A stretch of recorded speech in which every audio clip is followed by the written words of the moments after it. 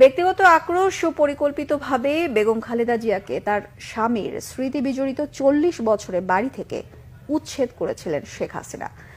2010 সালে আইন আদালতের দোহাই দিলেও পতনের আগে নিজেই স্বীকার করেছিলেন তার এই জেদ পূরণের কথা। 14 বছর পর সেই উচ্ছেদ অভিযানের ভিডিও ফুটেজে প্রমাণ মিলেছে চরম দুর্ব্যবহার ও অপমান করে বাড়ি থেকে বের করা হয়েছিল সাবেক সেনাপ্রধান ও রাষ্ট্রপতি পরিবারকে। সেদিন প্রতিজ্ঞা করেছিলাম যে ওই ক্যান্টনমেন্টে বসবাস করতে হবে না, যেদিন সবাই বাইর করে দেবো।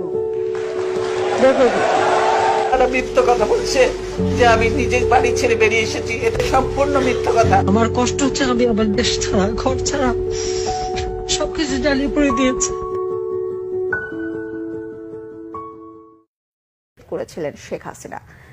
2010 সালে আইন আদালতের দোহাই দিলেও পতনের আগে নিজেই স্বীকার করেছিলেন তার এই জেদ পূরণের কথা।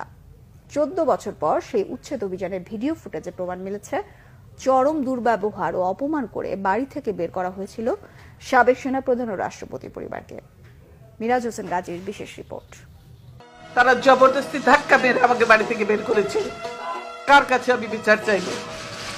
সেদিন বেগম খালেদা জিয়ার কান্নায় কেঁদেছিলেন বিএনপির গুলশান কার্যালয়ে উপস্থিত দলের নেতাকর্মী সহ দেশের অগণিত মানুষ। কিভাবে রাষ্ট্রীয় সন্ত্রাসের মাধ্যমে আমাকে শহীদ জিয়ার স্মৃতি বিজড়িত বাড়ি থেকে উচ্ছেদ করা হয়েছে। একজন বিরোধী দলীয় নেত্রী, সাবেক 3 বারের প্রধানমন্ত্রী, সাবেক রাষ্ট্রপতি ও সাবেক সেনাপ্রধানের সহধর্মিণী, তার এমন কান্নার পিছনের কথা জানেন না তরুণ প্রজন্মের অনেকেই। কি সেই অজানা কথা? আমি প্রায় 40 বছর ধরে এই বাড়িতে বাস করে আসছি। স্মৃতিময় বাড়ির সঙ্গে জোর করে ছিন্ন করা হলো আমার এতকালের সম্পর্ক। 13 নভেম্বর 2010 স্বামী জিয়াউর রহমানের স্মৃতি বিজড়িত 40 বছরের বাড়ি থেকে এক প্রকার টেনে হিঁচড়ে বের করে দেওয়ার বর্ণনা ছিল হৃদয় বিদারক। আজকে যেভাবে আমাকে অপমান করা হয়েছে, ঘরের দরজা ভেঙে আমার বেডরুমের দরজা ভেঙে রীতিমাত্র টেনে হিঁচড়ে তারা বের করেছে। আওয়ামী লীগ সরকারের পক্ষ থেকে সেদিন বেগম জিয়ার অভিযোগ অস্বীকার করে উল্টো তার বিরুদ্ধেই নানা অপবাদ ও অভিযোগ দেয়া হয়। টেনে হিচড়ে বাড়ি থেকে বের করে দেয়া, দরজার তালা ভাঙ্গা, এক কাপড়ে চলতে যেতে বাধ্য করা, নিকটাত্মীয়ের সাথে অসদাচরণ নিতান্তই অসত্য, বানোয়াট ও উদ্দেশ্য প্রণোদিত। প্রায় 14 বছরের অপেক্ষার পর এবার জাতির সামনে সেই উচ্ছেদ অভিযানের অজানা কাহিনী।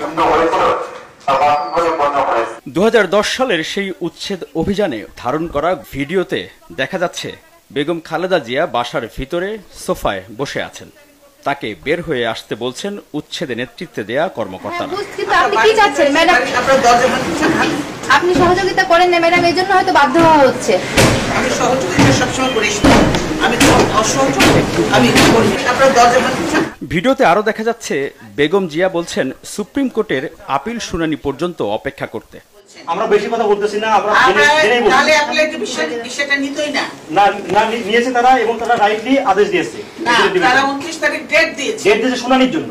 শুনানির জন্য শুনানি পর্যন্ত তো আপনাদের অপেক্ষা করতেই হবে।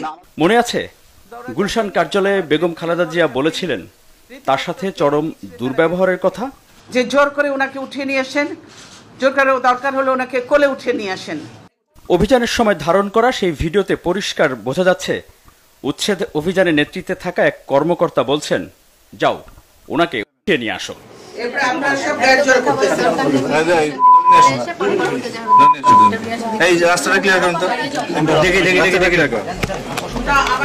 এছাড়া বেগম খালেদা জিয়ার বেডরুমের দরজা ভেঙে ভিতরে প্রবেশ করেছিল উচ্ছেদ অভিযানে অংশ নেওয়া সদস্যরা। সবচেয়ে সুন্দর ঘর বেগম খালেদা জিয়ার শোবার ঘরটি।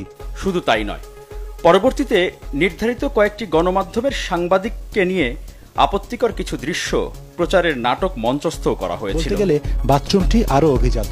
জিয়া পরিবারকে তাদের বাড়ি ছাড়া করার আগে ও পরে শেখ হাসিনা সহ তার সরকারের পক্ষে দাবি করা হয়েছিল আইন অনুযায়ী এবং আদালতের রায় মেনেই উচ্ছেদ অভিযান চালানো হয়। কিন্তু পতনের আগের বছর 2023-এ যুক্তরাজ্য সফরে এক অনুষ্ঠানে বক্তব্যে তারেক রহমানের প্রতি রাগ ঝাড়তে গিয়ে শেখ হাসিনা নিজেই স্বীকার করলেন বহু আগেই প্রতিজ্ঞা করেছিলেন বেগম খালেদা জিয়াকে বাড়ি ছাড়া করবেন তিনি। গেটে আটকালো, আমি কিন্তু তখন লিডার অফ দ্য অপোজিশন এবং ফ্ল্যাগ গেটে আটকালো। আরে আমার বাবা দেশ স্বাধীন করেছিল বলেই না এই ক্যান্টনমেন্ট।